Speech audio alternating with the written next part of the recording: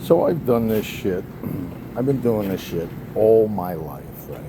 And last week, I was filthy. We ran out of hand soap. I tell the guy at Napa, bring me a jug of hand soap. When the delivery guy shows up, he's got 2-inch roll of masking tape in one hand and a jug of hand soap in the other hand. And I say to him, "Thank God you're here." He said, "Which one?" I said, "The hand soap, obviously." He says, "Well, who gets the masking tape?" I'm like, "Well, it must be for my boss."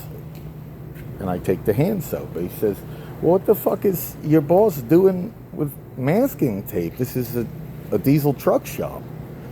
I said, "Well, he keeps a teenage drug addict bound in his basement with it."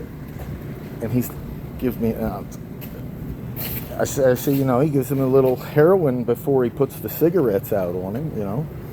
He says, "This is wildly inappropriate." I'm like, "Well, what do you mean?" He says, "Well, you should be using Gorilla Tape." And I'm like, "Bro, he likes to let him break free so he can, feel freedom for a few seconds now and then, or whatever." And, the other part that's crazy about working here is this guy right here.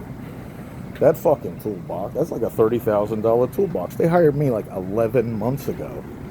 And like every 2 weeks, this dude comes in to tell me he's going to get his toolbox. Next week, it'll be out of my way. And I'm like, "Bro, it's not bothering me, are you looking for feedback?" And he said, "Well, yeah, I feel like I'm intruding." And, I'm like, "Well, bro, for me, it's like, I met a new girl and I'm fucking her and she is loving the dick I'm giving to her, right? But like every other week, her ex-boyfriend shows up to get his stuff, but he doesn't get all his stuff. He gets like one pair of socks, comes back in a week. It's like one pair of underwear and a t-shirt. Right? His things are still here, right? You know what I mean? So, it doesn't really bother me at all. It's kind of like, I'm fucking your girl.